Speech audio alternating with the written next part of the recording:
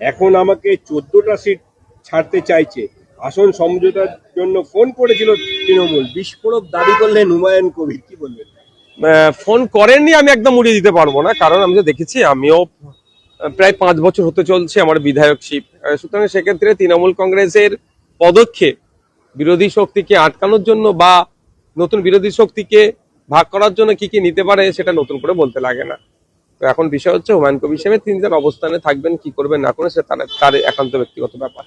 বলছি, অফিসারের ঘাটতিতে বারবার দিন বাড়িয়ে শেষ হয়নি শুনানি, অবশেষে 8,505 জন অফিসার দিচ্ছে রাজ্য সরকার। আজ ফের সুপ্রিমে এসআইআর মামলার শুনানি, আর দিদিমণি দেখুন, ব্যাপারটা হচ্ছে শুধুমাত্র ফুটেজ নেওয়ার জন্য সুপ্রিম কোর্টে ছুটি ছিল। আমরা ডে 1 থেকে আমরা এই মামলার সাথে, এই এসআইআর এর সাথে এবং মামলা আমি 2025 সালের শেষের দিকে আমার মামলা করাচ্ছি এসআইআর নিয়ে, আমারও মামলা করাচ্ছে সুপ্রিম কোর্টে, আমিও মামলা লড়ছি এসআইআর নিয়ে, কিন্তু আমাকে এত ফুটেজ নিতে হয়নি।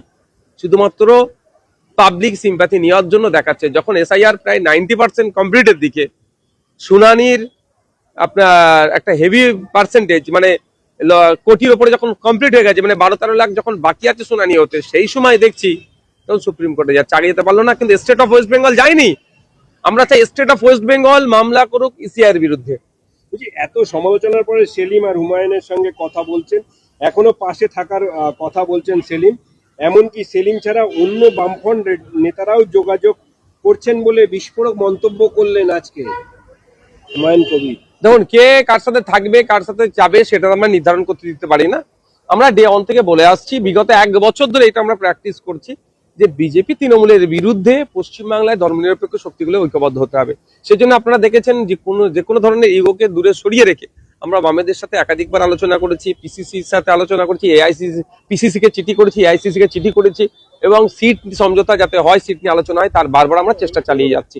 আমরা এখনো চেষ্টা চালাচ্ছি যে কংগ্রেস যাতে আমাদের এই জোটের মধ্যে আসে। বলছি, কংগ্রেসের সভাপতি শুভঙ্কর সরকারের বিরুদ্ধে নিগ্রহের অভিযোগ তুলেছেন প্রদেশ কংগ্রেসের মহিলা প্রেসিডেন্ট শ্রাবন্তী সিং।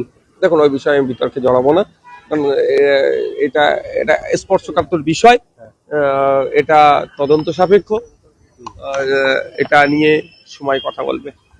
কারণ এই ধরনের আপনারা জানেন পক্সো অ্যাক্ট যেটা আছে, এটার বাইরে যে বলছি প্রচুর মিসইউজ হয়। তো এই ধরনের আইনেরও অনেক মিসইউজ হয়। এটা এটা এটা সত্য যদি হয়ে থাকে, আমি যদি বলি এটা ষড়যন্ত্র ক্ষেত্রে আমার ভুল হবে, আর যদি ষড়যন্ত্র হয়ে থাকে আমি যদি আবার শুভঙ্কর বাবুর বিরুদ্ধে বলি এটা আমারও ভুল হবে। সুতরাং আমি এই বিষয়ে বিতর্কে জড়াতে পারবো না, এটা তদন্ত সাপেক্ষ।